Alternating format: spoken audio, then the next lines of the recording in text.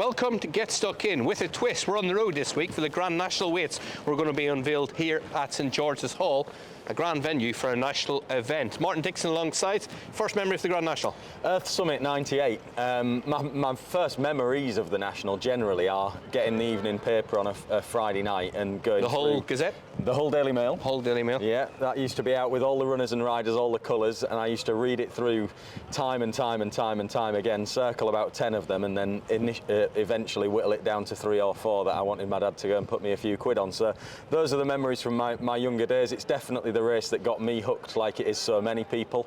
But Earth Summit winning it in 98 was a good memory. I think he was favourite, so everybody fancied him, but I felt like I'd cracked it at that point as a 12-year-old. So, but no, some wonderful memories of the race. He beat Sonny Bay, didn't he? He was a bit of a standing dish in the National. He was placed in it a couple of times. We've got a couple this year that have already been placed in the race a couple of times previously as well. And Martin Greenwood, the handicapper, has got the task of unveiling the weights in this hall very shortly. Let's go inside and hear from some of the connections. Rachael, no Minella times this year, but fond memories of him.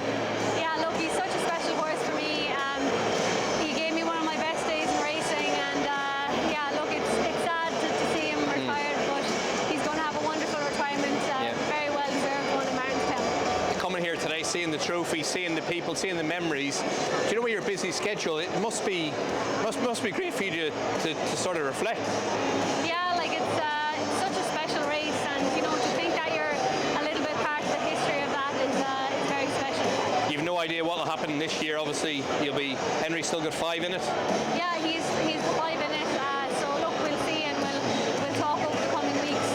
But yeah, look, it's a fantastic race, and very much looking forward to it. Yeah, we're looking forward to you being part of it. Thank you.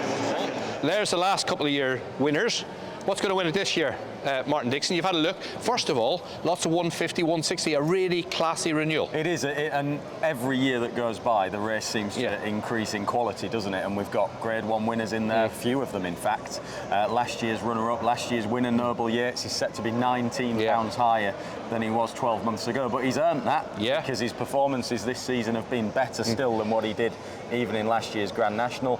Last year's runner-up, Any Second Now, he's placed in the race twice. He's been placed in each of the last 2 renewals of the Grand National. He shares top weight this year. That took me by surprise a little bit. It is going to be difficult for him to win the race for the first time off a higher rating than he's ever had with a bigger weight. Noble Yates sort of bucked the trend last year, didn't he? Winning, he was a novice coming into it. This year he's won a Grand National, and he's a player in a wide open Gold Cup in a couple of weeks' time. He's a player because he's still a young, improving horse, and we know that the race suits him, the demands of the race suited him, the trip definitely suited him. He's a thorough stayer, and he's already put up another big performance at Aintree this season in the Many Clouds on the normal course at Aintree. So he's a bit of a specialist, still an improver, so it's not beyond him to potentially defy that rise in the weights. He's bound to be amongst the market principles, of course he is. We've got other classy horses in there. The one that took my eye a little bit, well, 2 horses. One from Ireland, Delta Work, who was 3rd last year, but unlike the other 2 horses that we've mentioned, Noble Yates and Any Second Now, he's a pound lower in the weights, so he's much better off than he was 12 months ago. And he got a little bit on the back foot early, Delta Work, last year as a result of some mistakes, and made a big move into contention that told on him in the end, but still a player, I think, potentially. And also Royal Pagaille takes my eye off, 163, which is the same rating that he won last year's Peter Marsh from. He won't mind a bit of rain. He won't mind whichever way the ground goes, really, to be honest. I think over an extreme distance, good ground would be fine to him for Royal Pagaille. So he's interesting, and I think the most interesting of the British trained horses. He's bound to get a run. I think he will be aimed at the race for all that the Gold Cup's a target for him as well. And he's had a very light campaign, but already finished 2nd in the King George that shows as he retains his ability. And Delta Work, you made Gordon Elliott's looking to win it for the 4th time. History, that would be joint winning most trainer if there is. Delta working down the Silver Birch route, if you like, going to cross country and then on to Aintree. Yeah, he'll be a player. There's a few others for Gordon. He's got Conflated, who's a Grade 1 winner already this season. He's going to share top weight with Any Second Now. There's Pencil Full of Lead, who hasn't had a lot of racing. He's quite interesting, but plenty more besides as well. So Gordon Elliott bound to have plenty of runners in the race. We're going to hear from Gordon in due course. We're also going to hear very shortly from Martin Greenwood, who had the task of getting these 40 horses and putting them in the order that he thinks that they should be in. And here he is, Martin Greenwood, BHA Handicapper, 5th year, 6th year doing it? 5th year. 5th year. it just looks like since you've done it, and nothing to do with you, I must say, but it's just getting classier and classier. How many horses weigh 150, 160? You know, horses that 20 years ago wouldn't have been entered in the race. Yeah, absolutely. It's just a top draw, high class handicap. Probably the best handicap there's going to be in England, so the UK and Ireland all season. I think there's 30 odd horses rated above 150 or something like that, top of my head. Lots in the 160s. Top class horses in a top class race. Noble Yates won it last year. I was speaking with Martin earlier, Martin Dixon, and saying about he was a novice chaser. He'd done things that no other horse I can remember win the Grand National. The way he came into the race last year, obviously he's 19 pound higher this time around. I suppose he was one of our trickier ones to assessing him because we still don't know. Nobody knows how good. In a few weeks' time, he could be a Gold Cup winner, still chucked in. Yeah, listen. With hindsight, no wonder he won last year at 147. I mean, he's gone onwards and upwards this year.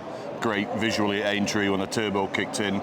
Maybe not as good at Cheltenham, but he was conceding weight all round. Still ran a really solid race on the mathematics. Staying on pleasing at the end, suggesting 4 miles is going to be the trip for him. I mean, listen, I think he'll be one of the probably favourite today, one of the favourites on the day. And I agree, we may not have got to the bottom of him yet. What other horses give you sort of were the hardest to assess, if you like? Chris's Dream is about the only one really, because he's not running a chase this year. He needs to run in a chase to qualify. There's about 8 horses who've yet to qualify, so that's probably worth pointing out to certain trainers if they're not aware of that, either the trip criteria or the chase criteria. Who knows with that horse going well twice when he's unseated over the big fences.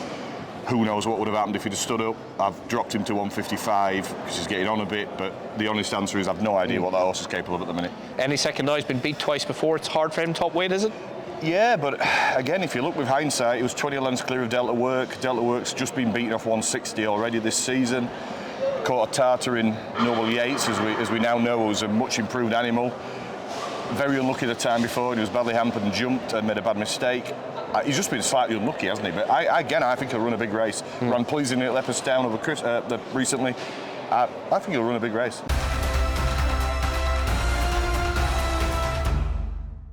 Willie, 8 left in the Grand National. Nice number. Yeah, a nice number, but obviously they all won't make it there. Yeah, you know? Carefully selected. He's come through the Fiestas, whatever. It's normally a nice prep. Hedge hunter. It is. I was delighted with what he did in Goran. Yeah.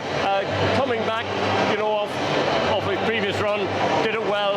It's a great test for the National, so he has every chance. Capadano with a quality angle, isn't he?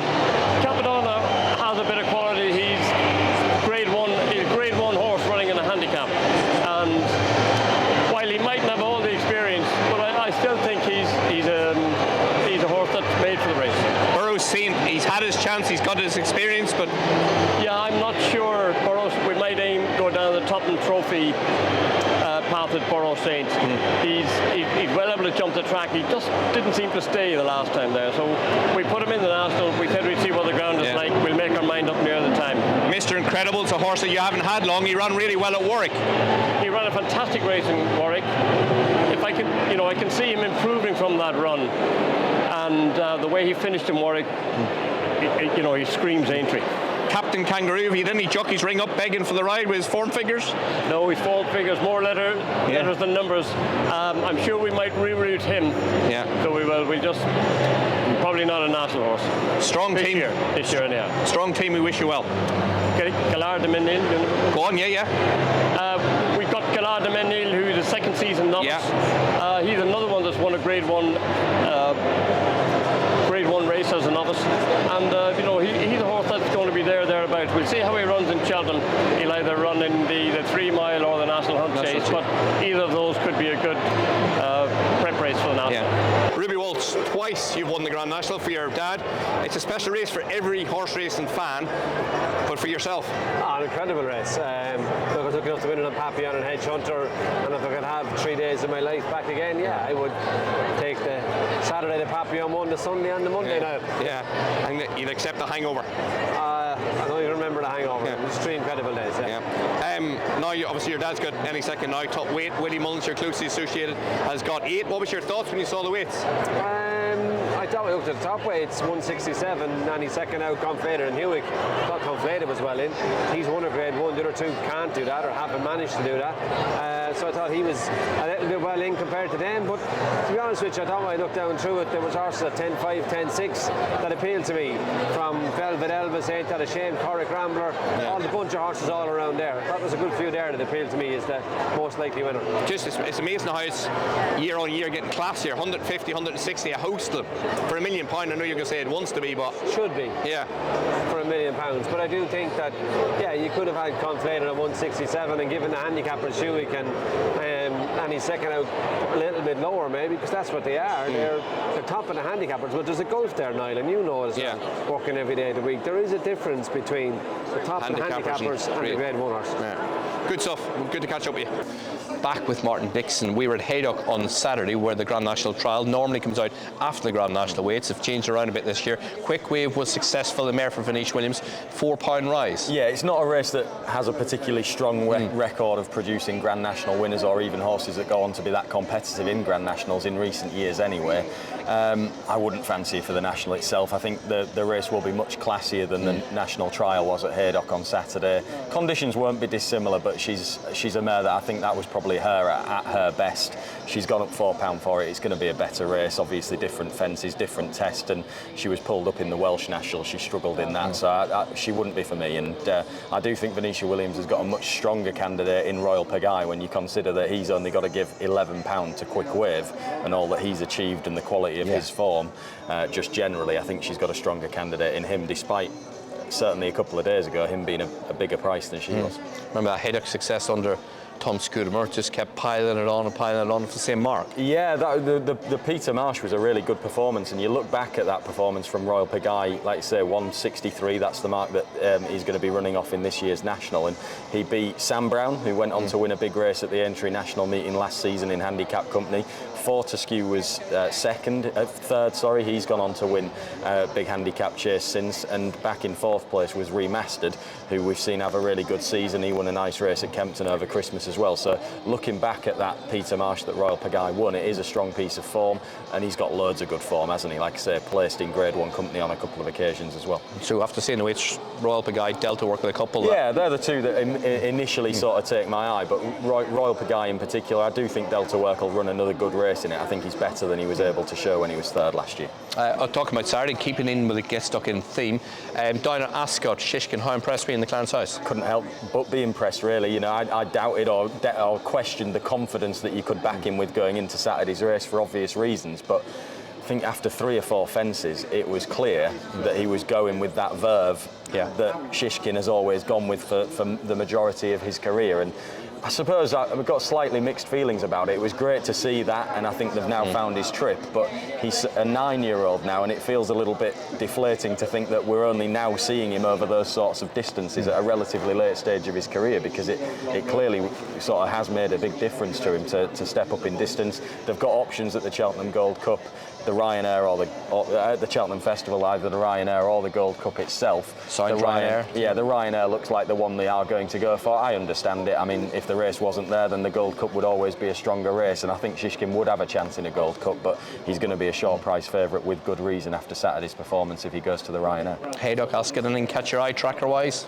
I liked one of the juveniles that we saw in the Victor Ladorum at Ascot, Haydock, first race on Saturday, punter Del Est for Dan Skelton. Can't have been with the Skeltons for too long, because it was only 2 months ago that he won at Cannes-sur-Mer very easily in France, so he can't have been with them long, but quite a rangy horse, plenty of scope to train on into next season, which I like to see in a juvenile. He tried to come from the back of the field, that wasn't easy, still looked a little bit green, and he was staying on all the way to the line. So punter Del Est from Haydock. Okay, and we will be at Kempton this Saturday.